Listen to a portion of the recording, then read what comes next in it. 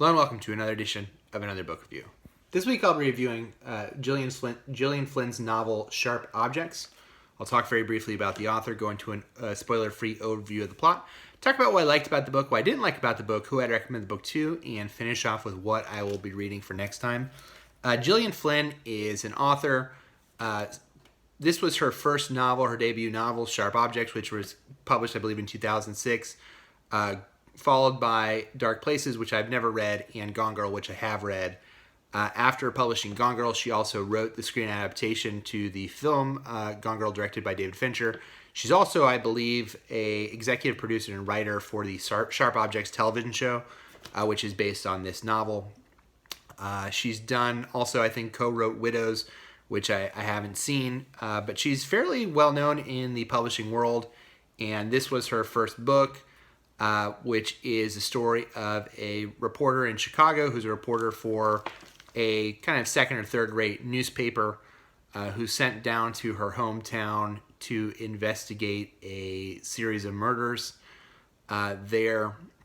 And while she kind of has returned to her hometown, the book revolves around her investigation as a reporter into these crimes, as well as her kind of getting reacclimated to the town that she left. So there's a lot going on in the book. I liked that Gillian Flynn does a very good job of very quickly establishing what the book is about. I think the setup to have the main character get down to Missouri. The book is set in a small town in Missouri called Wind Gap. I guess I should say that.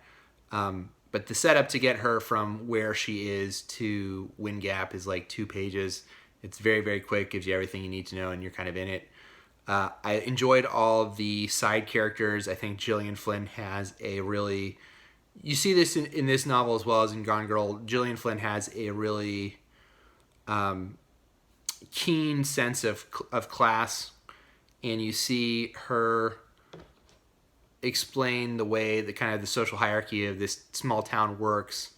The main character, whose name is Camille, comes from a very moneyed family and one of the most powerful families in the town, and you see that in just the little ways that everybody reacts to her. Her family that she's to some degree distanced herself from owns I think it's a hog slaughtering plant, and many of the townspeople work for the plant, and her interactions with the townspeople, because of that fact, is very interesting. She's something of an outsider because she's left and come back. So she has kind of all these old friends who she doesn't really associate with anymore, and everyone knows that she's a reporter in town investigating the story of why these 2 little girls were killed. Makes her kind of something of a fish out of a water, but also as someone who's a member, who is a former person in this town and knows how it operates and who the players are. I found that really interesting. I think that the story has kind of twists and turns. It's something kind of like a thriller or noir in some cases. There's some parts of it that struck me as kind of noirish. I think she does a good job of twisting some of those things. But it was an interesting story. Some of the things that I liked a little bit less.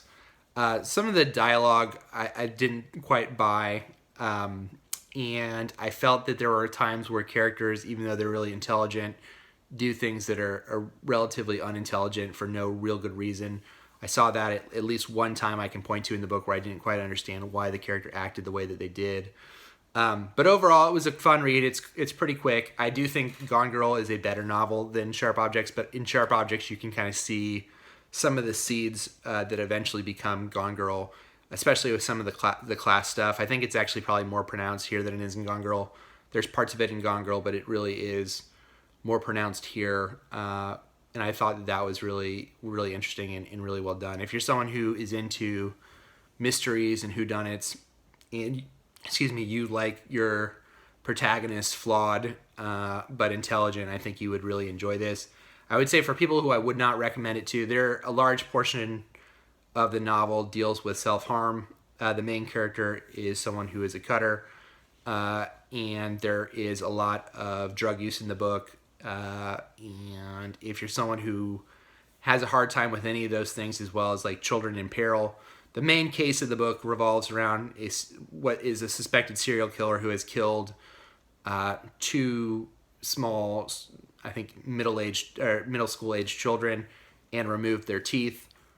So if those things are upsetting to you, you may want to stay away from this book. It is a very dark book, but I did enjoy it, and I thought it was well done, aside from the things that I mentioned before. So that is Sharp Objects by Gillian Flynn. Next time I will be reading The Curious Case of the Dog in the Nighttime. Until next time, please feel free to like the video, subscribe to the channel, and I will leave my Twitter link in the link below, comment section below if you want to check that out. Until next time, bye.